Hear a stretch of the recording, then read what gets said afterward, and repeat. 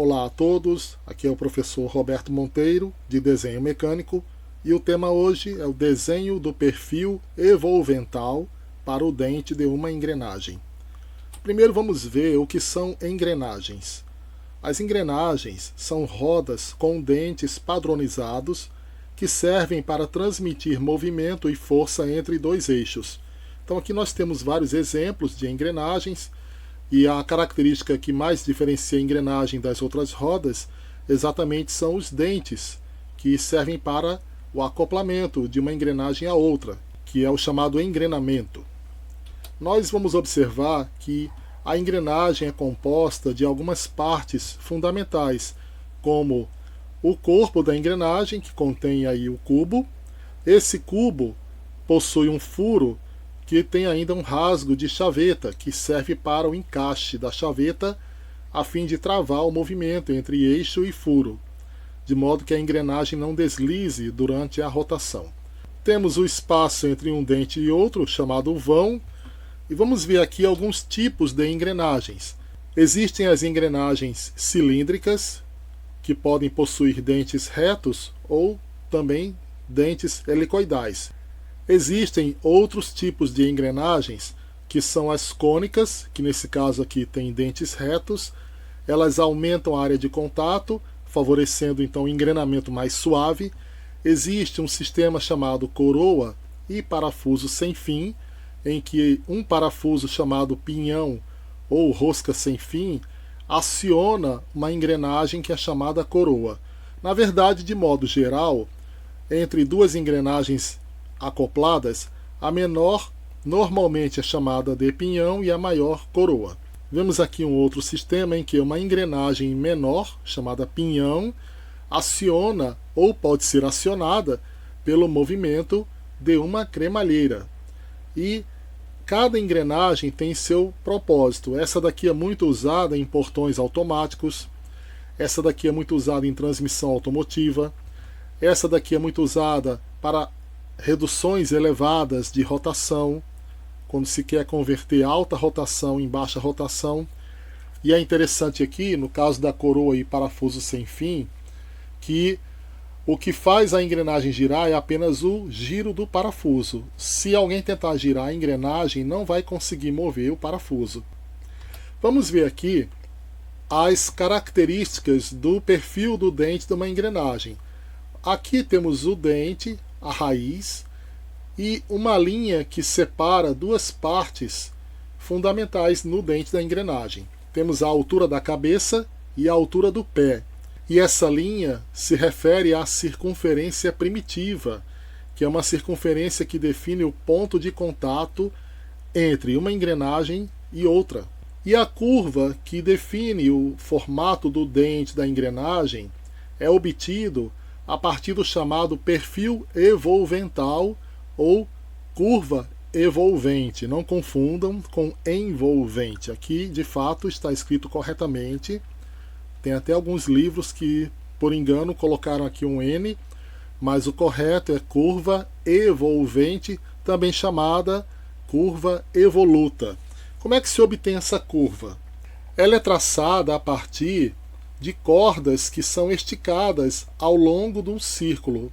Nesse caso aqui, por exemplo, se nós dividíssemos um círculo em setores e a cada ponto separador nós usássemos o comprimento do arco, como por exemplo daqui do ponto 2 até a origem, esse comprimento do arco, se nós traçássemos um segmento de reta com esse comprimento e esse segmento fosse tangente no ponto em que nós estamos separando os arcos, por exemplo aqui, se eu usar esse comprimento aqui e esticá-lo até obter um segmento de reta, e essa reta é tangente naquele ponto, então as sucessivas cordas que são traçadas tangencialmente ao arco em cada ponto e cujo comprimento é igual ao comprimento do arco em relação à origem, elas vão definir os pontos da curva evolvente.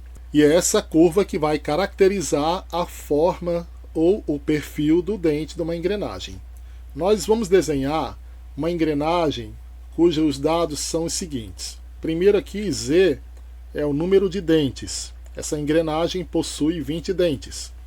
Temos o diâmetro interno, 53 milímetros, diâmetro primitivo, 60 milímetros, diâmetro externo, 66 milímetros, e temos o diâmetro do furo, de 11 milímetros, com um rasgo de chaveta que mede 4 milímetros de largura por 1,5 de altura. Então vamos usar essas informações para desenhar a engrenagem no AutoCAD. Chegando agora no AutoCAD, nós vamos ter a legenda com aquelas informações de sempre: nome do aluno, o instituto, IFRN, Natal, período. Temos aqui o tema, que é engrenagem de dentes retos.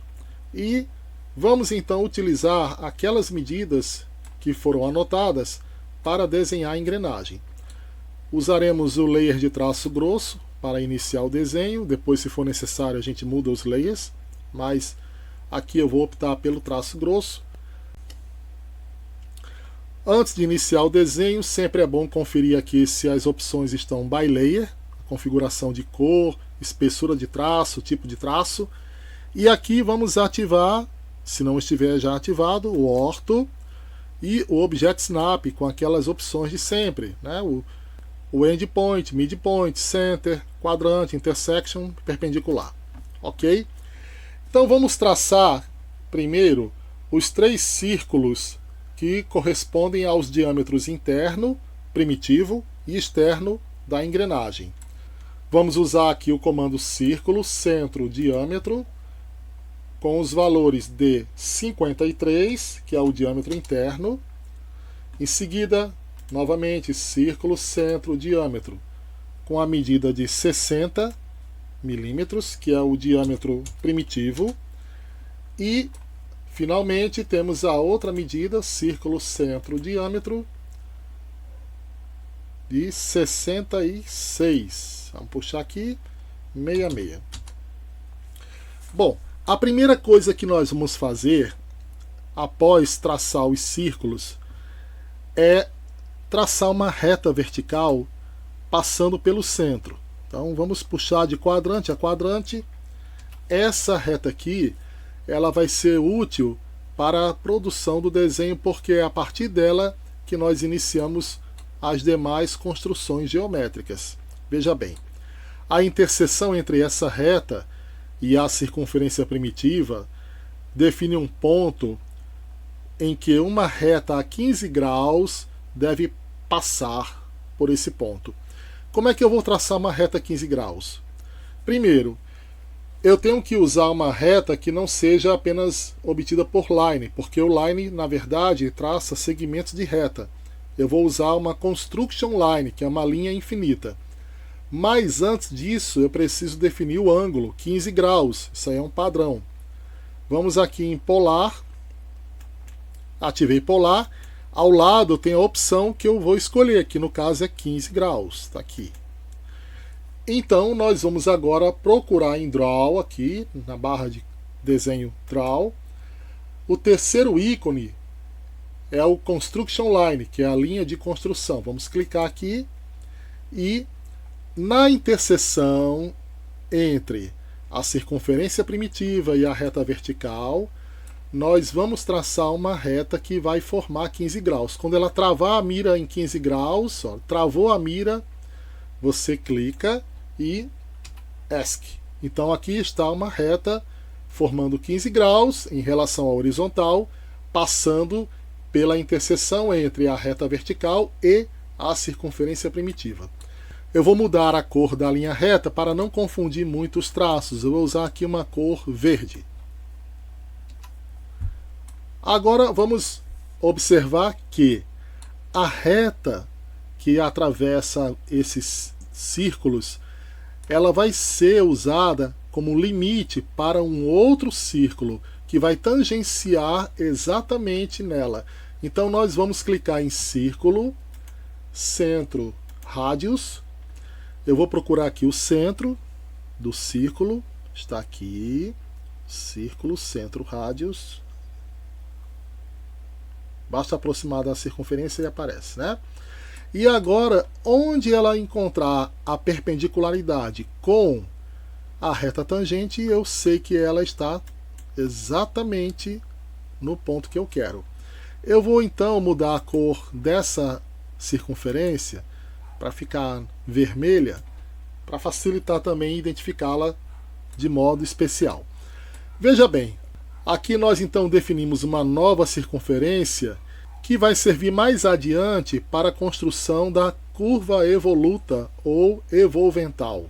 Agora vamos observar o seguinte: no mesmo ponto em que foi usada a interseção da circunferência primitiva com a reta vertical, nós vamos desenhar um círculo cujo raio é 1/8 do diâmetro da circunferência primitiva. Então, vamos ver. Qual é o diâmetro da circunferência primitiva? É 60. Se eu dividir 60 por 8, eu vou obter 7,5, 7,5. Então esse vai ser o raio do círculo que eu vou traçar a partir desse ponto como centro. Então eu venho aqui em círculo, centro, rádios, e usando aquela interseção original, vamos traçar um círculo com raio 7,5, que é 1/8 do diâmetro primitivo. Então veja bem, tendo então agora esse novo círculo, nós vamos replicá-lo com um centro que vai ser a interseção entre esse círculo e aquele outro que foi obtido pela tangência, aquela reta 15 graus. Então veja bem, eu vou clicar em copy, porque eu posso copiar, replicar, né? Eu vou clicar em copy, seleciono o círculo, aperto Enter. Aí eu vou agora clicar no centro do círculo, está aqui, e vou trazer o centro para a interseção, que é o cruzamento dos dois arcos, aquele vermelho que eu fiz tangente à reta 15 graus e esse azul que foi feito agora há pouco. Então aqui eu tenho o centro desse novo arco. E agora a gente vai observar que surgiu um desenho que vai servir como um perfil para o dente da engrenagem. Então já posso eliminar alguns traços que não serão necessários. Por exemplo, eu posso eliminar isso aqui, esse círculo também. De modo que nós chegamos então aqui, nessa construção geométrica. Aí observe que aqui vai me interessar esse lado, o resto não. Então eu vou usar Trim, Enter. Vou remover o que sobrar em cima, o que sobrar embaixo aqui. O mouse não está ajudando muito, mas chegamos então a essa forma do perfil do dente, mas ainda não está completa. Entre esse perfil e a base do dente, a raiz, vai haver uma concordância. Na grande maioria das engrenagens que nós usamos, o raio dessa concordância é 1. E nesse caso, serviria bem com essa dimensão. Então vamos concordar este arco com o arco interno usando o raio 1. Clicar em Fillet. Lá embaixo, Radius. 1, Enter. E aí é só clicar agora nos dois arcos, o dente e o arco interno. E aí nós temos então o perfil do dente traçado de acordo com a curva evolvental ou evoluta. Já que o desenho está completo de um lado, eu vou já aplicar o layer original, by layer, de traço grosso, para que fique como uma única linha. Veja que essa construção geométrica corresponde apenas a um dos lados do dente, faltaria espelhar o outro lado. Mas para fazer o espelhamento eu preciso de um eixo que vai partir do centro da circunferência e atravessar de modo que eu possa espelhar de um lado para outro. A pergunta é: que ângulo esse eixo deve formar com relação à vertical, de modo que eu espelhe o dente sem comprometer o vão e os demais dentes? Bom, considerando que entre o começo desse dente e o começo do outro dente que virá, eu vou ter o espelhamento dele próprio e o vão, que é exatamente o espaço de um dente, para iniciar o outro dente. Então, se eu dividisse o ângulo daqui até o começo do outro dente em 4, eu teria o eixo que faria esse espelhamento, porque seria 1/4 do total até chegar no outro dente, né? Porque eu teria 1/4 mais 1/4 mais 1/4 mais 1/4, chegando ao dente seguinte. Então eu vou observar o quê? Que entre um dente e outro eu vou ter 4 divisões, de modo que uma delas corresponde ao eixo divisor para espelhamento do dente. Mas a engrenagem possui 20 dentes. Então, na verdade, eu vou usar 360 graus dividido por 4 vezes 20, já que eu tenho 4 divisões, sendo que essas divisões são para cada dente. Como a engrenagem tem 20 dentes, então eu vou usar o quê? 360 graus dividido por 4 vezes o número de dentes. Nesse caso, a engrenagem tem 20 dentes, então seria 360 dividido por 80, que vai resultar em 4,5 graus. Bom, 4,5 graus seria o ângulo entre a vertical e o eixo do espelhamento. Mas no AutoCAD, o ângulo começa a contar da horizontal no sentido anti-horário. Então veja, se eu partir do centro aqui, e o ângulo vai aumentando de 0 até chegar em 90, então na verdade a abertura que eu quero vai ser do ângulo complementar. Vai ser 90 menos 4,5, que vai dar 85,5. Então esse é o ângulo que eu vou trabalhar. Eu vou usar uma abertura de 85 graus e meio para que eu obtenha o 4,5 formando na vertical até aqui. Então eu vou aqui em Polar, Tracking Settings, e eu coloco o ângulo complementar, que no caso seria 85,5. Vamos abrir aqui. Eu vou digitar 85,5 no ângulo incremento, ou ângulo de incremento. Ok. E agora eu vou usar o comando Line a partir do centro. Na hora que ele travar no ângulo que eu defini, aqui, ó, ele vai travar aqui, ó. Vê? Travou.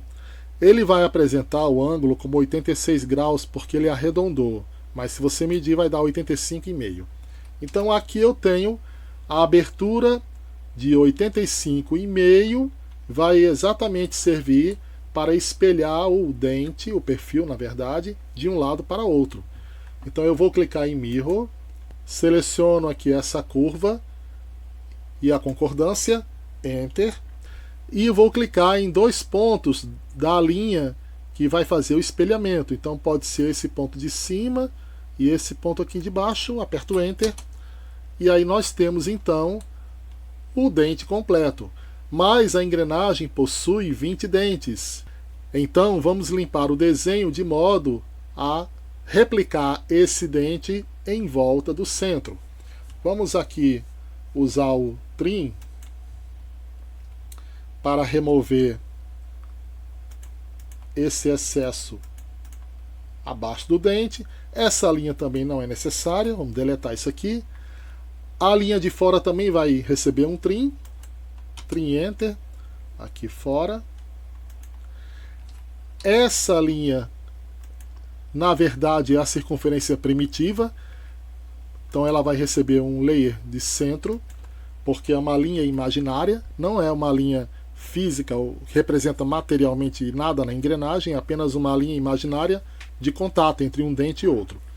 E aí nós temos o que seria a engrenagem, mas com um só dente. Agora vamos replicar o dente em volta do centro, usando o comando Array. O comando Array tem a opção Polar, que é a que nós vamos escolher. Então eu vou clicar aqui em Polar, e aí vamos selecionar o dente com sua concordância. Aqui, aperta Enter. e ele pede o centro para replicar o desenho. Ele apresentou uma opção inicial que pode ser mudada, porque no nosso caso a engrenagem tem 20 dentes. Então eu venho aqui em itens, aqui embaixo, itens, clico. Se havia 6, eu vou digitar 20, Enter. E aperto ESC, e aí eu obtenho então a engrenagem com os seus 20 dentes e o espaço reservado para o dente da outra engrenagem quando ocorrer acoplamento. Aqui ainda existe um excesso de linha no pé de cada um dos dentes que foram replicados. A gente pode usar o comando trim, novamente, trim Enter. E aí sai apagando ou cortando os excessos que a gente observar, né? Cada dente vai ter o seu traço removido de modo a obter aí a figura da engrenagem completa. Quer dizer, faltaria só o furo com o rasgo de chaveta ainda, né? Vamos então aqui apagar, recortar cada uma das linhas que sobra. Ok. E pronto. Agora vamos então desenhar o furo com o rasgo da chaveta para essa engrenagem. O diâmetro do furo é 11 milímetros. Então vamos aqui clicar centro, círculo centro, diâmetro. O centro está aqui com 11 milímetros. Temos aí a medida do furo. Aqui existe o rasgo de chaveta que possui a medida de 1,5 de altura, 4 de largura. Então vamos clicar em Line, puxar aqui para cima, ativar o orto, né? Voltando aqui ao orto, 1,5. E como a largura é 4, eu estou na metade, vou usar 2 e vou descer aqui, sobrando um pouquinho. Ok? Aí eu posso usar trim para remover o excesso, trim Enter, né? Sempre. Removi aqui o excesso e espelhando esse lado para a esquerda, Mirror, seleciono aqui, Enter. Eu clico em duas linhas aqui do centro, podem ser essas duas aqui. E novamente vou apagar essa linha que estava no começo e usar o trim Enter para remover aqui o excesso. Ok? E aí temos a engrenagem com sua característica normal. De modo geral, as engrenagens, quando são representadas em projetos, não são desenhadas assim. Elas são desenhadas no que é chamado de representação simplificada. Mas como o objetivo da aula é mostrar o desenho do perfil do dente, nós então obtemos essa figura e vamos cotá-la. Mas antes temos as linhas de centro ainda, não é verdade? Vamos usar aqui centro. Vamos puxar aqui do centro da engrenagem até o topo. A gente pode usar a referência aproximada, né, com a curva, e depois esticar a linha com 3 para cima. Fazendo a mesma coisa para baixo aqui, vamos puxar a linha até aproximar numa referência aqui da curva. Podemos clicar e puxar 3 para baixo. Ok. E na horizontal a mesma coisa. Puxar aqui do centro, é mais fácil puxar do centro para fora, né? A gente vai trazer aqui mais ou menos na referência do que seria a linha aqui, porque aqui não tem como medir, né? Mas vai ser aproximadamente aqui. Aí eu vou clicar na linha, puxar 3 para o lado direito. Vou lá na outra extremidade, puxo a linha mais ou menos também na referência do limite aqui, mais ou menos por aqui, e clico na ponta, puxo 3 para o lado esquerdo.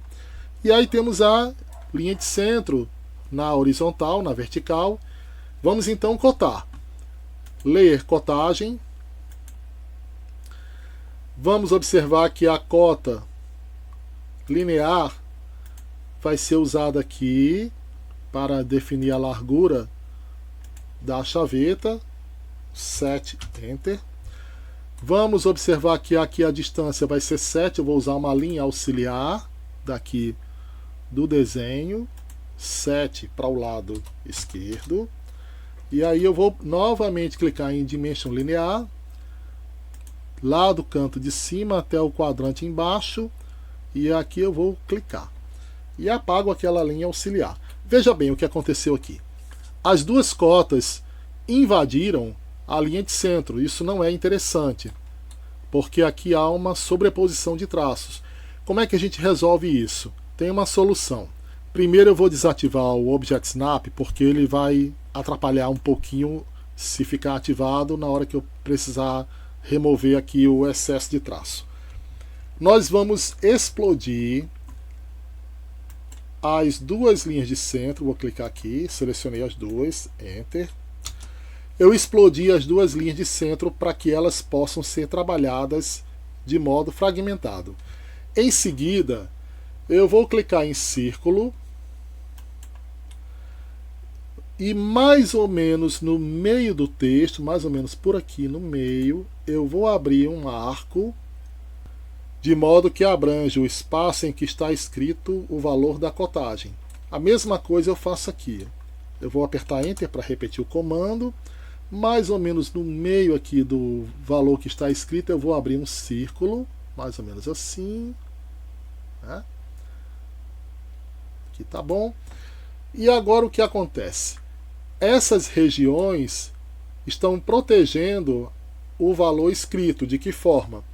Eu posso usar o Trim, Enter, para remover o excesso de traço aqui e para remover o excesso de traço também aqui. E então eu vou apagar os dois círculos que eu desenhei para que a cota fique livre, de modo a não invadir a linha de centro e não ser sobreposta de modo algum. Então aí resolvido esse problema. Vamos então agora às cotas diametrais. Clicar aqui em diâmetro. Vou começar pela cota da circunferência externa. Aqui. Mais ou menos aqui.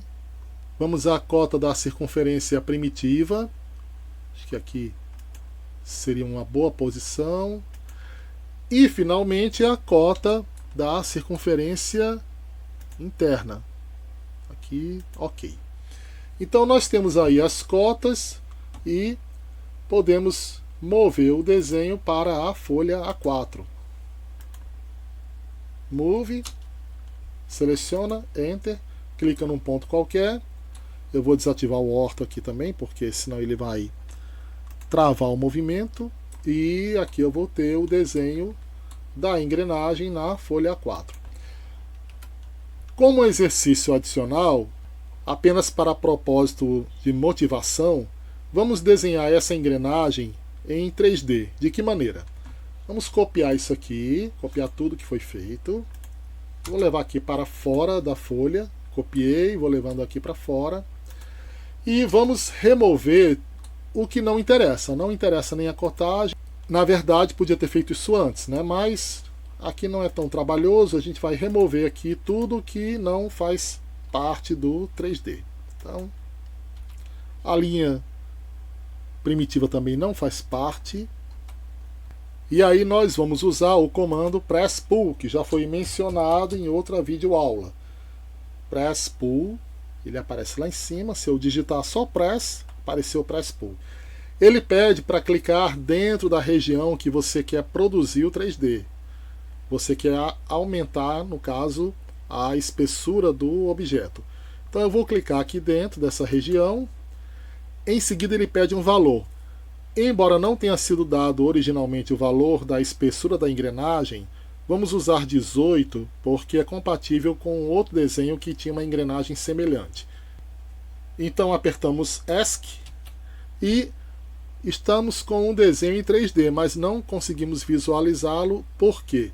Porque o modo em que estamos trabalhando é o 2D Wireframe. E aí nós podemos mudar a apresentação, por exemplo, para Realistic. e ele vai então apresentar o resultado do seu 3D. Para visualizá-lo de lado, a gente pode então vir aqui, olha, em Orbit, Free Orbit, e aí você vai movimentá-lo em qualquer ângulo que desejar. Observe que sempre aparece uma linha residual quando se trabalha em 3D. Eu vou apertar ESC. Como é que nós removemos a linha residual? É simples, você vai clicar em Move, selecione a engrenagem, aperta Enter, clica num ponto qualquer e move para fora da linha residual. O que sobrar é só deletar. Você vem aqui, seleciona tudo que sobrou aqui desse lado e deleta. E aí você vai ter então a engrenagem tal qual ela foi produzida em 3D. Vamos colocar de volta aqui no modo top para visualizar de frente. E o modo Realistic, ele costuma sobrecarregar muito o processamento do AutoCAD. Então é mais interessante, se não tiver que apresentar o desenho em 3D, trabalhar no modo 2D Wireframe mesmo. E aí nós encerramos então essa aula de hoje. Espero que tenham aproveitado bem. Tentem fazer em casa depois. Até breve.